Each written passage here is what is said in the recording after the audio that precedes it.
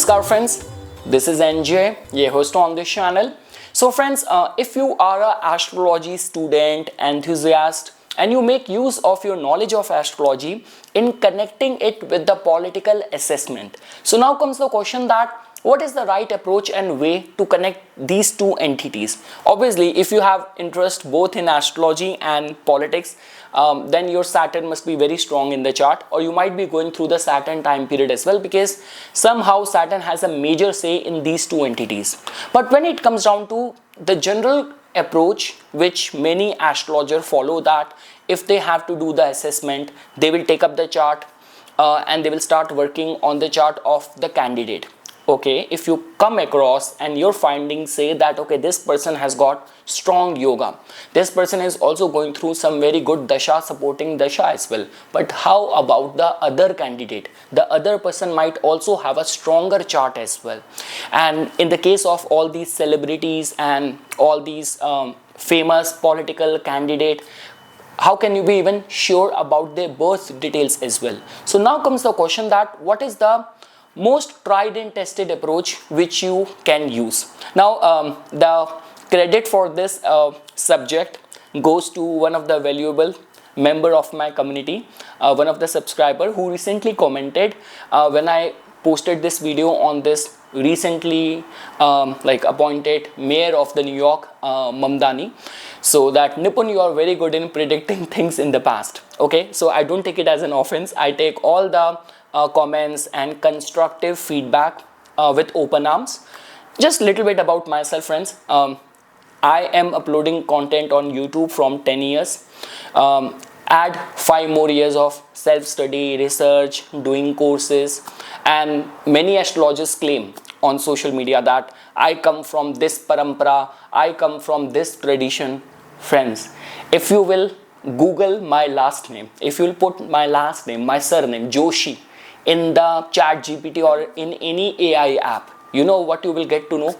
That Joshis come from the Jyotishi, astrologers. They come from the lineage of astrologers. So it's not like that astrology flows in my vein or some past karma, but this is what even my name suggests. This has been going on in my family tradition as well.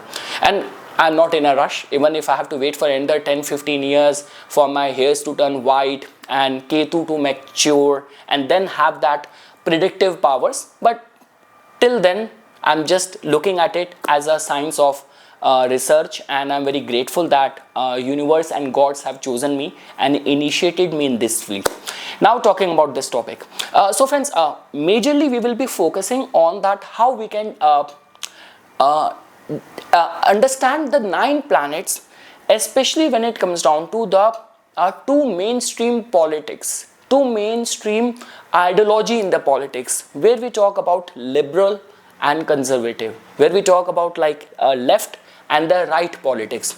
Now because ever since I posted that video on this Mamdani guy, the New York mayor, lot many elections are happening around the world. Right now in India, one of the province, Bihar, over there the election results are very soon. It's very much due, and someone also commented about that, hey, why don't you work and do the research on the California governor and also why don't you do a video on that as well. So now friends, what I want to say over here, that as an astrologer, when you are approaching any of these political situation, first of all, what becomes most important is understanding the governing theme. Understanding the governing wave becomes very important. The time when in this second term of Donald Trump, he joined the office, he took the oath at the beginning of this year, but the whole election campaigning and the poll and the voting, everything happened in the second half of the 2024.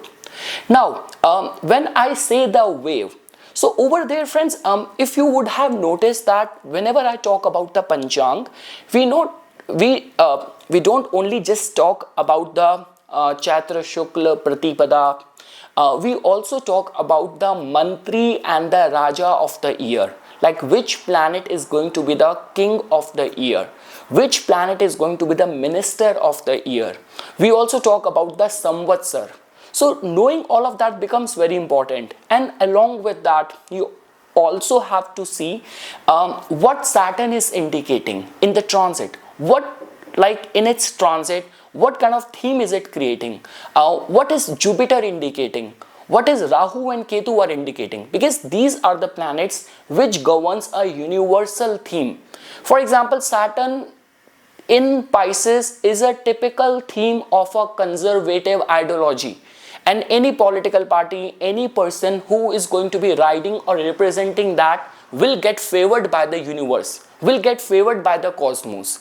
So this approach of single-handedly looking at the chart of one candidate and then landing at a conclusion, I don't think that it will give you very accurate results. Like for example, I mentioned this thing that in India, many astrologers have already started posting videos and their assessment on that in the Bihar election, this person will win. But unless and until you're not sure about other candidates, and this has happened in some of other provinces in India, when the election result came, like the ruling party like BJP, it won the maximum number of seats, and the candidate who was announced as the chief minister was a very surprise turn of event. Like this person has not even won, and he fought the election for the very first time, and immediate after that, even to that person's surprise, he has been appointed as the chief minister. So this approach, especially when we talk about like where even in the Indian politics, in the provincial elections and all, so many of the overlap, swapping, people switch their loyalty happens. So this is not a very correct approach. Again friends, this video is catered to all the astrology students, that what kind of approach generally works and will give you right kind of direction when it comes down to understanding the political astrology, the mundane astrology. And over here as well, see, for example, because US can be a very good example, because somehow whatever is happening in the US governance, it sets up the theme for the whole world. I was watching this podcast, and over there, this very famous physicist, he gave very funny reply to one question. Like someone asked him that why all the UFOs and aliens only get spotted in US, to which he answered that first of all, if any other extraterrestrial or UFO and aliens have come to our planet, so there's a high possibility that they are going to be much advanced than us. And second thing is, obviously if they have to control a planet, they will first target the most advanced governance and tech and the country, so that they know that now they can handle the rest of the planet. So that is the only reason. But now I'm saying over here that in the case of the US politics, and this Democrat and Republican, or this could be the left versus right or liberal versus conservative, if you have to understand it on the basis of the 9 planets, in which category you will put it. And again guys, when I say this thing,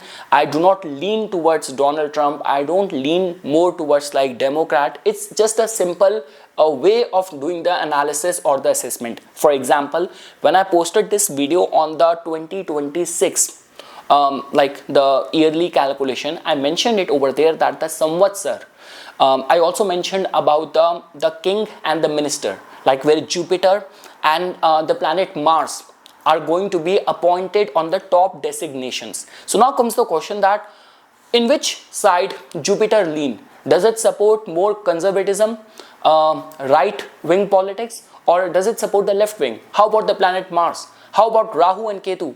They are the most important planets of the collective consciousness. So now in the rest of the video, we will try to understand that while approaching any of the political outcome, while doing the assessment of the ongoing wave, how you can understand it on the basis of the 9 planets. Now friends, let's start one by one. So when we take up the planet Sun, now Sun, if you get to know that in the Samvatsar, even for the mundane astrology prediction, political prediction, they also take into consideration the Mesh Sakranti as well. On that day, what is the state and condition of all the planets? So out of the 9 planets, in which side we can put the planet Sun. So Sun has got obviously it is the primordial soul. So it has got the sattvic qualities. It could be slightly rajasic as well. So the qualities of the Sun, it lean more towards the the sense of patriotism, nationalism. So Sun, out of the 9 planets, can be placed more on towards the right wing.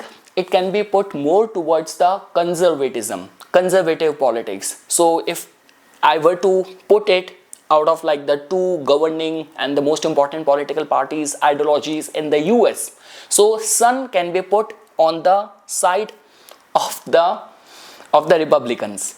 Now when we talk about the Moon, now Moon is the most liberal. Moon has got that pure sattva and the sattvic energy. So Moon, beyond any doubt, will support the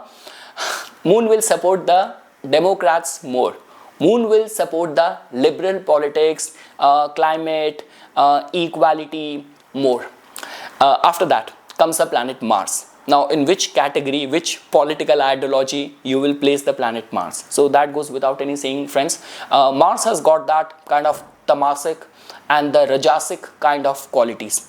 That sense of protectionism and nationalism. So Mars, beyond any doubt, can be put onto the right wing, the conservative side of the politics. And in the case of the US, we can put it onto the Republican side. Now comes the question of the planet Mercury. So Mercury has got pure rajasic qualities. Mercury, beyond any doubt, goes on towards the liberal side. So we can put it in the out of the Democrats and the Republicans, Mercury belongs more to the Democrats, to the liberal, towards the left wing. Now comes the question of the planet Jupiter. Now Jupiter represents the moral. Jupiter represents the values. All the slightly orthodox and the religion in the politics also connects with the planet Jupiter. So Jupiter, beyond any doubt, will go towards the right wing, towards the conservative. It will go more towards the Republican. Now comes the planet Venus. Now Venus is very populist. Venus is very liberal. Venus has got everything to do with the equality, what makes everyone feel good. So Venus belongs to the liberal. Venus belongs to the Democrats, to the left wing. Now comes the planet Saturn. Now again, with planet Saturn, many times people get confused. So friends, Saturn represents the labor voice. Saturn rewards the equality with the justice, populist voice. So if I were to put Saturn, you will be surprised. Many people feel that, okay, Saturn, I would say that Saturn belongs more towards the liberal side, equality. Saturn will go, and I would look forward to your comments. Now you would say that, okay, Nipon, if you are saying that Saturn belongs to the liberals more, or in terms of the Democrats and Republicans, Saturn belongs more to the Democrats, then how come Republican came to power? So friends, it's not only about the planet Saturn. It's also about the, I'll tell you that in 2024, when that election happened, who was the minister, who was the king, what was the Samvatsar about? There was that Krodhi, aggressive, intense energy of the patriotism, nationalism, conservatism. That is the only reason. But Saturn individually, if I were to say out of the liberal and the conservative, Saturn represents the equality. Saturn will not go towards the conservative, especially in the politics. That's my personal finding. Saturn will belong more towards the liberal side of the politics. Now when we talk about Rahu and Ketu. So friends, Rahu and Ketu, they both are tamasic. But just because Ketu is Moksha Karaka, so Ketu has got, apart from tamasic, the sattvic qualities as well. And Rahu, apart from being tamasic, Rahu has got that materialistic side, has got more of the rajasic qualities as well. And Rahu and Ketu represents 2 extreme side. So that means Rahu will belong to the extremely populist, extremely liberal qualities. It's not only liberal, rather extremely liberal qualities. So Rahu in this context belongs more to the to the Democrats. And Ketu, with Ketu it's orthodoxy, church, it has more to do with your roots. So Ketu belongs more towards the Republicans. Ketu is more like right wing. Ketu is more like conservative. So now friends, I'm sure you would have understood that obviously when it comes down to the political assessment analysis, just looking at the chart of one candidate will not give you a clear picture. Why? Because you do not know the other candidate's chart, how strong the governing time period and yoga that person has, and the authentication of the details. So what is the right approach in these kind of situation? So the right approach is, first of all, the way I mentioned, you have to understand the leaning, the ideology, political karma ideology of the 9 planets. You have to know about what theme Saturn and Jupiter, Rahu, Ketu are creating in the transit. You have to know the Samvatsar. You have to understand the king and the minister. You have to understand the Mesh Sankranti chart, and you have to also understand that which like the country in consideration, what is the lagna of that country, with which zodiac sign you can strongly associate that country. Like in any of the mundane astrology analysis, we generally connect India with the Taurus rising, Pakistan with the Aries rising, US with the Leo rising, in case of the China with the Capricorn, with Israel, with Russia, they have more of the Virgo and the Capricorn energy. So that is how you have to approach. So yes friends, that is all what I wanted to say in this short video. For further more updates and notification on the divine science of Vedic astrology, please subscribe to my YouTube channel and follow me on my Instagram account. Dhanyawad.